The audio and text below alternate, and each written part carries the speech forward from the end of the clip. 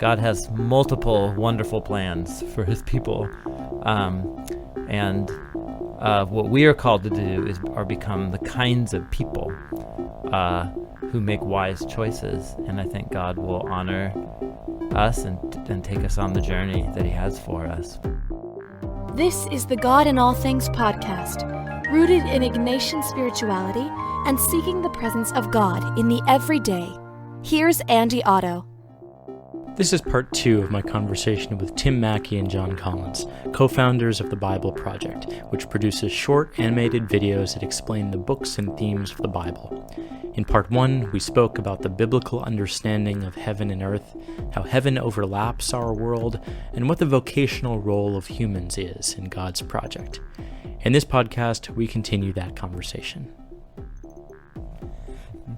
Yeah, the idea of subduing the earth, you even talked about it kind of like cultivating our little plot of land, our little part of the garden. Mm-hmm. I think that's just a beautiful image. It seems it's gotten lost, right? In our sort of contemporary reading of Genesis, of subduing the earth and being a ruler. Why have we missed this pearl from that? It's such a strong word, subdue. In our English language, it means to I feel like it means to take something by force, is what that means to me. Well, and gardening requires a lot of force and energy. You're forcing that land to produce something. Yeah, by the sweat of your brow, you're breaking up dirt and planting and weeding and us. But then you get into this modern context where we're doing a lot of damage to the earth. Yeah, that's and right. then you have a word like subdue, and you're kind of like, oh my goodness. Yeah. Like no, let's actually try to lay off a little bit. Sure. I think there's that problem, but it is a great word. But that's more of a modern Western problem of us subduing the earth in the wrong or in just unhelpful ways or something. Right. But talk to any farmer and ask them about their relationship to that field out there, and I doubt they would say, "Oh, it's just my best friend, and it does everything I want it to." And I guess no, I have to get out there and work that field. Would you say that's true then of also seeking the kingdom? It's the same energy. Yes. Yeah, I think it. Yeah, it is.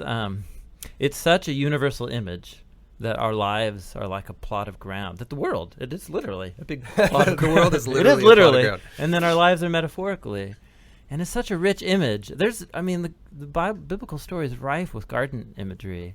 It's no coincidence why when Paul talks about the kind of life that the Spirit of Jesus wants to produce in us, that he uses garden imagery of fruit, that the Spirit wants to grow fruit out of us. And then also, like the fruit of the Spirit in Galatians chapter 5. But then it's interesting, Paul also doesn't think that the fruit of the Spirit grows automatically, because he says if you live by the Spirit, you need to keep in step with it. So you got to prune off the bad fruit, and you got to partner with it. You got to work. So all the way through the biblical story is this gardening imagery as an image of what humans are called to.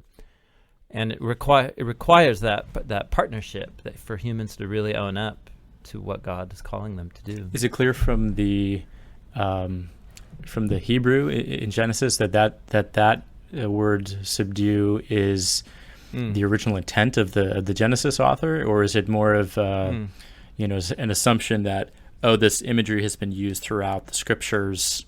It must mean this. It must mean Oh, well. Subdue the earth. Yes, you can just do a word study on kabas. It's the word, and it is used a handful of times in a warfare context in the book of Joshua, where you're subduing a people group or something. So it definitely envisions there's going to be a lot battle. Of energy, and some sort of. You're going to have to impose your will. I think that's the root of the idea, is you impose a will upon this. But the context determines the meaning of the word. So if you're imposing your will on a people group because you beat them, that obviously is one thing. But I mean, But if you impose your will on a plot of garden, ground, to turn it into a garden. yeah, because gardens don't happen automatically. So it's all about the thing that you subdue determines what the word ends up meaning. I think there's also, at least Tim speak to, just the co-creation. God created as good, but it wasn't complete. Oh, that's right. And, yes, yeah, we've talked and I about think this. that's another misconception I think I've always had, which was Garden of Eden was this very complete, perfect place. Right. Perfect in a platonic sense of just, nothing could go wrong. Everything is complete. But the story is just beginning. That's right. Yeah, the story of the Garden of Eden does not depict it as complete or perfect, but it's good and has all the potential to become great and even better and spread. And that's the nature of the story. So that's the context of subdue. Correct. Yeah. So subduing has to do with imitating what God has already done in creating a garden out of the dark, watery chaos of the beginning, and then continuing that. And to rest as God rested on the seventh day. Yeah, that's right. And, yeah, that's right. So the whole plot line of the biblical narrative is driven by a story of humans subduing. My modern paraphrase, because that word immediately puts up so many obstacles, I think, for many modern people, is the paraphrase to harness the potential that's in God's good world, and then to shape it and take creation somewhere as we build it and build communities. And that's the whole biblical story, and that's exactly the story that gets back on track again. Yeah. In the new creation, and that's at the end of the Bible. Why Jesus is the new Adam. When we, as humanity, are unable to do this, and so that we're stuck in this cycle of how do we fix this thing, and we can't. We need a new humanity, and that's what Jesus inaugurates. And it's a partnership with God. No, I mean it's the fact that you talk about being made in the image of God, God creating us as an image, that essentially God empowering us as a ruler, but it's not God as hands off and we go on, but it's truly a partnership in this project. Yeah. Yes, I think. So think of Jesus' commissioning words to the disciples at the end of Matthew, where he depicts himself as the new Adam. All authority in heaven and earth is given to me. And then he tells the disciples to go out to all the nations. That's the theme John was talking about. And then make disciples. And often the modern mission conferences quotation ends right there. Make disciples who do what? Who obey everything I've commanded you. Well, what does that mean? Well, in the book of Matthew's collected for us very conveniently a compendium of Jesus' teachings, especially the first one, the Sermon on the Mount. And the whole context of the Sermon on the Mount is relationships. Healthy, loving relationships is one of the core values of the kingdom. And so what Jesus wants is a growing community of people who are, through him, discovering their new humanity. But you don't just sit around all day and just love each other. You love each other in the context of doing life, which is the first commission. Yeah. The point of Jesus giving the Great Commission is to create new humans who can be God's genuine partners in taking the world where he always wanted it to go. And a conversation we've had before was, well, why didn't God just make a new creation without us? I mean, he very well could have. He could have been like, that didn't work, but I'm still going to make something awesome. Yeah. They're just not going to be a part of it. And he could have. Yeah. But for whatever reason, humanity was at the central place, so much so that he had to merge himself with humanity to show how to truly be human, to get that project back on track. Or not even to show, to actually to be. To do it for us. To be the human. To be the human. On our behalf. Yeah. I mean, that's here we're at the mystery of the incarnation. And so, as a adherent of the Ignatian tradition, you appreciate this very much. The incarnation is the heartbeat of everything. This is actually becomes the way that God that God commits himself to the goodness of the physical world and redeems it and declares it to be good once more, which is exactly, I think, at the heart of all true Christian spirituality, is this marriage of heaven and earth. It is. And Ignatius has a meditation called the Call of the King, and it's this prayer meditation where you imagine this temporal earthly leader who has this great message and great mission, and it's one that you just can't refuse to be a part of, and you have a specific role in it, a very specific role, and it's this wonderful plan for change and just social justice and making the world, bringing peace to the world and everything. And then Ignatius asks you, if you can sign on to this earthly leader's plan, how much more would you want to be a part of Christ's mission, Christ's project? So yeah, it's definitely connected. And then you can loop it back into the image of cultivating your little plot in the garden, doing your little part, using your gifts and talents for that mission. Correct. Yeah, that's exactly right. But yeah, to your original question about the image, that's, Tim put it this way on a podcast or something, which is, we're told by God, or the Jewish people were told not to make an image of him, but God made an image of him, and that was us, and it's very special. And I grew up in a tradition where it was dangerous to call humanity special, because then it becomes all about me and becomes all about and it stops being about glorifying God and it starts becoming about glorifying man, and there was this resistance to anything like that. And so in my spirituality growing up, you wouldn't say things like God treasures me, or you wouldn't take that step, because then it might unravel into just this me-centered spirituality. And there is a danger in it, because life isn't about us. The universe isn't about me, but humanity has such a special role in creation, in what God is doing here, at least on this planet, that we aren't just one animal that if it doesn't work out, it doesn't work out. That's not the biblical narrative. But then also, you look at like the book of Job, we were just working on that, and there's stuff going on. God's like, look, I got stuff going on you've never even thought about. So, don't think that this is all about you, Job. Yeah. Or that you could understand all of it. So we need to understand that we're just one part of a massive story that we'll never fully comprehend. Or maybe one day, I don't know. Will we fully comprehend it one day, Tim? I don't know. One hopes. Yeah, maybe a new humanity, a new creation brain can comprehend can it. I have no hold idea. it all in. Yeah. This brings me to the idea of Christian vocation, because I think it's easy to think about me. What am I going to do with my life? How am I going to be happy? We forget about the bigger picture.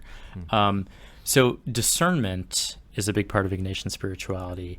We talk about what is God's purpose or desire for my life, whether it's marriage or religious life or career or moving across the country like I did a year ago, going to grad school, whatever it might be, prayerfully discerning what God's desire or what God's will is for me and my life. And I think the only parts that I can think of in the Bible are it's really God almost commanding, do this, Abraham, I'm sending you, Jesus calling, follow me, right? Are there any places in the Hebrew scriptures or even in the New Testament that shed light on this understanding of discernment? Or perhaps it's a more modern concept. I wonder if the ancients would have even used this term, where I'm really praying and having sort of a part in this decision discernment about my future. Well, yeah, it's a big conversation about discerning God's will in the Jewish and Christian tradition. It's big. The biblical vocabulary for discernment and insight in the Old Testament, in Hebrew, it's all connected to the wisdom literature and wisdom themes about the fear of the Lord. So there it's not so much. Actually, in the view of Proverbs, you can't really ever discern what God's will is for your life. Only He knows that. What you can do is make the wisest decision possible that fears the Lord, and He'll direct your paths. That's kind of the view of Proverbs. It's interesting then in the New Testament, all of the wisdom vocabulary becomes about insight into the surprising thing that God did in Jesus that nobody quite saw coming, namely the crucified Messiah and the resurrection. So there isn't, it's interesting, most of the vocabulary about discernment and God's will in the Bible isn't about the things that we think about when we think about God's will for my life, which is what kind of vocation should I choose and what? Yeah. Right. And so there I think, so there's different theological traditions or positions on how to discern God's will. Personally, I think falling squarely on the wisdom tradition, that God has multiple wonderful plans for His people, and what we are called to do are become the kinds of people who make wise choices, and I think God will honor us and take us on the journey that He has for us. But I don't know if we can always discern that, or if it becomes more of you can discern it in retrospect after you're already on the journey somewhere. We both went to Multnomah Bible College for undergrad, and there was a guy we actually just ran into, Gary Friesen. Oh yeah, has this kind of seminal book on decision making in the will of God. Yes, that was very formative for me. Yes, his view is it's similar to what you just described, which is different than the view that I had been hearing a lot before that, which is God does have a specific plan, and you need to find it. Right. I think some people find that very liberating, and some people find that very scary. Yeah. What if I miss it? Yeah. What if I miss it? Yeah. Right. Did I marry the right person, or did I screw that up? So his view. It's a great book, Gary Friesen, Decision Making the Will of God. His view, and really, he just did a whole theology of decision making and God's will and of those words and ideas. And like Paul in 1 Thessalonians 4, he'll say, "Here's God's will: don't sleep around." Like it's very, very clear when Paul says, "Here's God's will," and then it's very clear Paul himself struggled to discern specific vocational challenges. He'll be like, "I really wanted to come to see you, Corinthians, but it didn't work out." Or like in the book of Acts, where Paul and Barnabas wanted to go somewhere, and we just hear that the Holy Spirit did not allow them. And you're like, what did that mean? Like they missed the boat, or they missed the caravan, and so Paul discerned, well, that's not what the Spirit had for us then. Like, there's also casting lots. Yes, you could roll dice. Right. Yeah, like that. To pick the replacement apostle, right? Yeah, totally. Yeah, so I think it.